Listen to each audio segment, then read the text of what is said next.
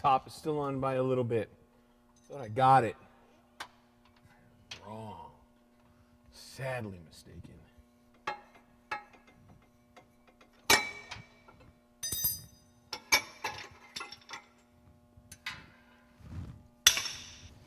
Okay, we've got the shock and spring out.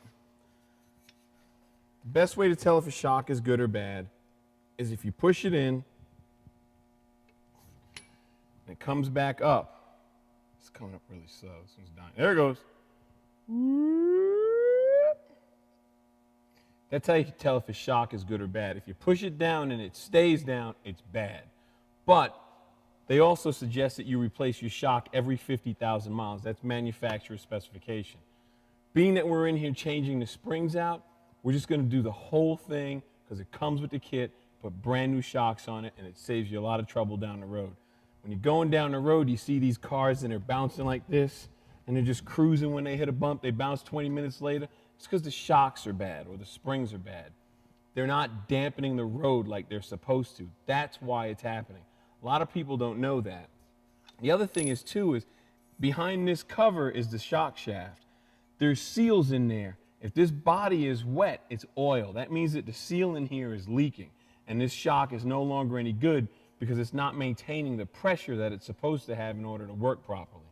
So we're going to replace these just as a safety precaution, and we're moving forward.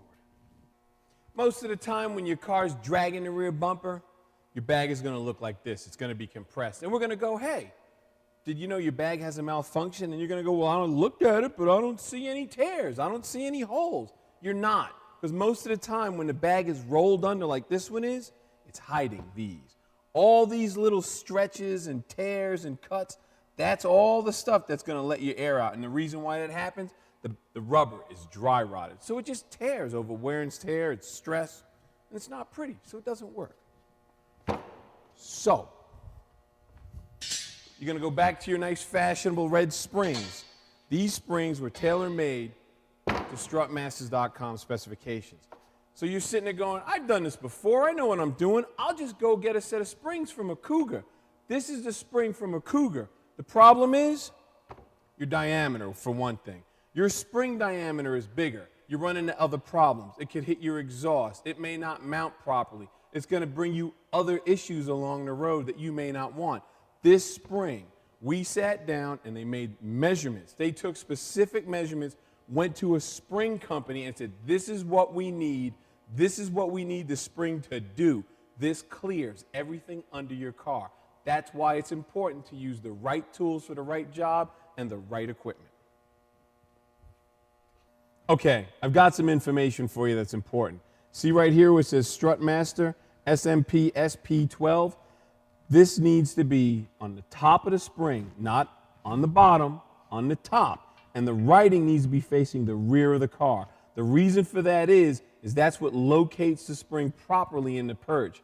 If you have it where the writing is forward, one side of the car is going to be sitting higher than the other. So just remember that. That's important. We're going to put the spring in first, then the shock. All right. That's all in. My letters are to the rear. Now it's time for the shock.